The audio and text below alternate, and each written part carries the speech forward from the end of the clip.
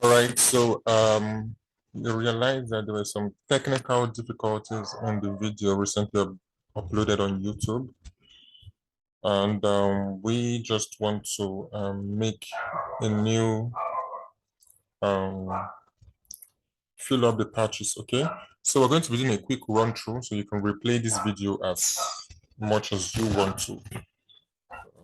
Right. So the first thing we want to do is we want to go and look for a column called population. All right, we're going to find a column called population, which is this. Okay, so what we want to do is copy this, cut out this population, because why we are doing this is because we want to put this in a table. We're going to be dealing with COVID deaths first. So we don't want to keep joining COVID vaccine table because we're going to be dividing this data set into two, COVID deaths and COVID vaccine. So we want to take this population column into the COVID deaths because we'll be doing our first analysis and most of our analysis using COVID deaths table. So what you do is put your mouse hovering over this column, the population column. You can click on it. It will highlight everything in the population column. Then you can right click and click on cut. So it highlights it this way. Then you drag, just scroll down to the left end of the table, come to total cases, click on it the same way. Then what you do is right click and then hit on insert cut cells. So what you're saying is that you want to insert the population column in between dates and total cases. So that is what would happen. Okay, so we can see population in between dates and total cases. So now we've done the first stage. The next thing we want to do is divide this table into COVID deaths and COVID vaccine. So what we want to look at is a column called total vaccination. So our COVID vaccine table actually starts from total vaccination. So we want to remove everything from total vaccination to the right end of the table and want to retain everything from test units to the left end of the table. So everything from test units to the left end of the table is called COVID deaths table, while everything from total vaccination to the right end of the table is called COVID vaccine table. So we're going to use this AJ, column AJ, that's total vaccination. Click at the top of it, then use Control Shift. We'll use Control Shift right direction. So this highlights everything to the right end of the table. Okay, once we've done that, so remember it's Control Shift right key, that's right direction. Once it has highlighted everything, we'll just click on delete. Everything goes off. So we are left with test units down to the left end of the table. So we can see test unit as ISO code to test unit is what we have here. So what we want to do is click on file, then we'll select save as. So we want to save it as a new worksheet. So you find where you want to save your file, maybe documents or download, depending on you. Then if you're looking at the save as type, the save as type should be CSV, comma, delimited. So you have to save it as a CSV file, CSV, comma, delimited, or CSV, comma, separated value, depending on how yours is written. So you click on, then you rename it as COVID deaths.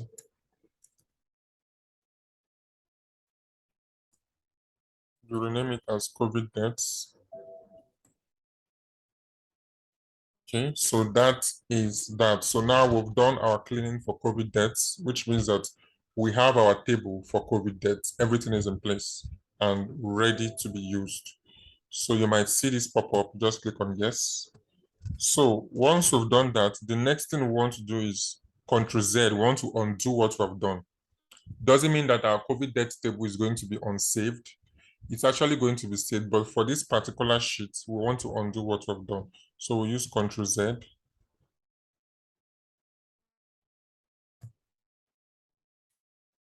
Okay. So we can see total vaccination is back to the fold. So we can see total vaccination is back to the fold. Okay. So what we want to do is we want to now create our table called COVID vaccination. That's all the vaccination information. So what we want to do is remove everything from test units down to total cases, because that is the COVID death table. That one is for death and infection information. So we want to retain only vaccination information. So we'll click on AI, then Control Shift, then we'll drag this down all the way to total cases. So we'll stop here. Total cases. Remember, you use Control Shift, then drag it all the way to total cases. Then we want to remove these tables, these columns we've just highlighted. Okay. So instead of using clear contents, we're going to be using delete. Okay. So once you click on delete, everything from total vaccination automatically joins up with population. So we can see how that rearranges itself here. So we can see total vaccination. So now this table we're looking at here is called the COVID vaccination table. All this information from population down to, from ISO code to population remains the same, because we want that to be constant in between those two tables. We don't want to keep doing joins unnecessary unless we need to do it. So ISO code to population remains the same for the two tables. The only thing that changes is total cases down to total test units for COVID deaths, then total vaccination down to excess mortality cumulative per million. So that is what we are interested in. So what we want to do now is come to File, click on Save As, then Documents, we're saving it to our Documents folder. Then we want to name this COVID vaccination. Okay. So once we have done that, we've automatically created our two tables. They are ready to go for SQL analysis. Okay, they are ready to go. So that's just the simple thing about the Excel data preparation using Excel. It's not really difficult for this project. Just those are the two things you need to do. Then you can go ahead to use your Excel to just get familiar with the whole data set. So we can see here that for Afghanistan, the country called Afghanistan, we notice that there are no vaccinations in Afghanistan up until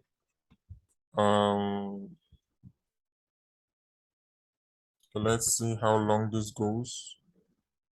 Up until 2021.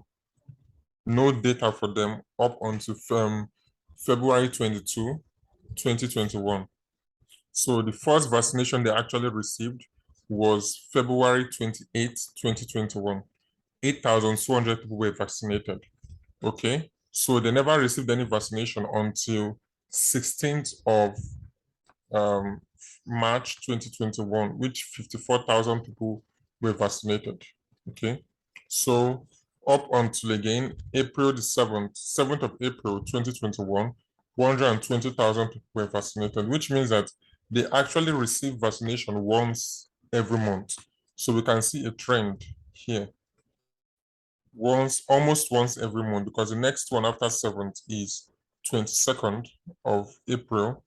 They did not receive any other vaccination till 11th of May 2021.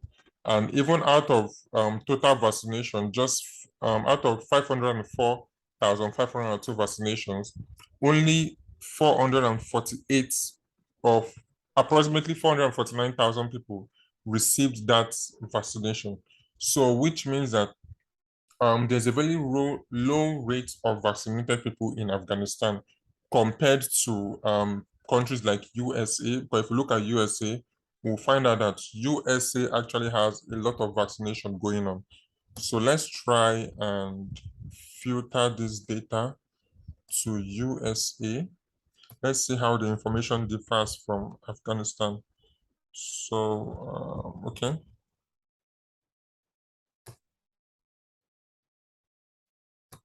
Let's see. We just want to do a little bit of analysis using Excel just to understand what's going on in our data. So we can see for USA that the information actually started from 22nd of January 2020, which means that they started noticing some trends from the 22nd of January 2020. So we want to go down. Okay, let's see where the vaccination started.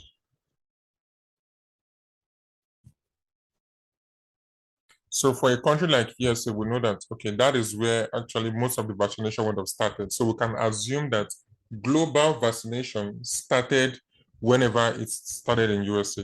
So as at October, no vaccination. As at November, no vaccination yet. Even as at December, okay, we can see that vaccination for USA started on the 13th of December 2020, which 41 just approximately 42,000 vaccination were total vaccination were done. Then only just over 33,000 people received that vaccination. Okay, so we can see unlike Afghanistan, every day there was a vaccination process in USA. We can see 13th there was vaccination, 14th there was vaccination, up to every day up to I think the current day, even up to today, there's still vaccination going on in the USA. So we can see 1 million people. So they were like constant vaccination going on in USA because this could only mean that the infection rate grew higher. That is why they were always vaccinating people, unlike Afghanistan. Okay, so this is just one of the analysis we'll be doing using SQL. So this is just like a simple data preparation and data understanding to give us an understanding of what we'll be doing using SQL and Power BI. All right. So tomorrow we are going to be going fully into SQL, and the link for the DB browser will be shared to everyone in the group. The link for the data set will be shared again. So, and you can go ahead and download it. You can go ahead and download the data sets, know how it's being done so that it won't be difficult for you to navigate your way through it. All right. Thank you everyone for your time. And the next thing we're going to be seeing is how to download the data sets. That is the next video you're going to be seeing here, how to download the data set. Okay, so for those of us looking on how to download the data sets, the link is going to be shared in this video description. So you should use the link to just follow what the guidelines that I'll be giving. Okay, so when you get to this chart, when you open the link, get to this chart, what you're expected to do is drag this stuff, this line up to the end, okay? So it takes you to February 4th on this place of the map. It takes you to February 4th, 2020, which means that you are at the place where the data actually started, okay? Then here, the last date should be December 5th, which is yesterday. Okay, so what the next thing you should do is clicking on download. Okay, it's clicking on download. Then it should show you 3 different options, either downloading image, vector, or data. So you should click on data. When you click on data, it then downloads the data set that we'll be working on. Okay, so that's just a very quick run through on how to download the data that we'll be using for this project. Right, so the next thing that I'll be showing you is how to extract the file, the database that we'll be working on. Also, the link for this database for the DB browser is going to be shared in the description of this video. Right, so the next video that you'll be seeing is how to download or where to download this DB browser and how to unzip it. so you can open it on your machine. All right, so when you open the link for the DB browser, the link that is being shared on the description, you should see these options. So if you're using Windows, you're expected to download this particular one, the last one, which is DB browser for SQLite zip no installer for 64-bit Windows. So that should automatically download the file into your machine or your laptop. It's just 20 MB. But if you're using Mac OS, you should download DB browser for SQLite Apple Silicon. Okay, you should try this first before you try Intel. Apple Silicon should work. So when you do that, you should go ahead, the file should go ahead to download automatically into your machine. All right, so once that is done, the next thing you should be seeing now is how to unzip this file and then use the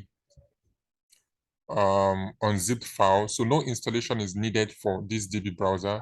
And unlike the MySQL, it's just 20 MB. MySQL is 300 and something MB, 349 MB. So this one requires no installation. You can start writing your queries straight in and very easy for you to use. Okay, so after downloading the DB browser, this is what you should be seeing, this zip file. So what you should do is right click on it, then extract to DB browser for SQLite. Okay, after doing that, you should open a folder just similar to this, just that the second one it will be opening for you is unzipped, right? So you have to double click on it, open one folder, double click again. So it opens a range of files. You just need to type D, click on one file, just one click. Don't double click, just one click. Then type D, write D. It takes you to DB browser for SQLite Cipher, for SQL Cipher, and DB browser for SQLite. Okay, for SQLite. So this is the one you should be opening. Okay, this is the one you should be opening. When you open it, you should open. So when you open that, it should take you directly to an application. And the next thing you should be seeing now is the application it takes you directly to. So when you double click on that, this is the application it takes you to. So this is where we are going to be writing our SQL queries. Okay, this is just when you import your table, you're going to see the database structure. So from tomorrow, we are going to be kicking off from here and explaining how we can write our queries using the tables that we just prepared using Excel. Okay, so any other question can be asked in the WhatsApp group, and I hope this makes up for the technical difficulties we experienced in the first video. Thank you so much for your time and see you in the next one.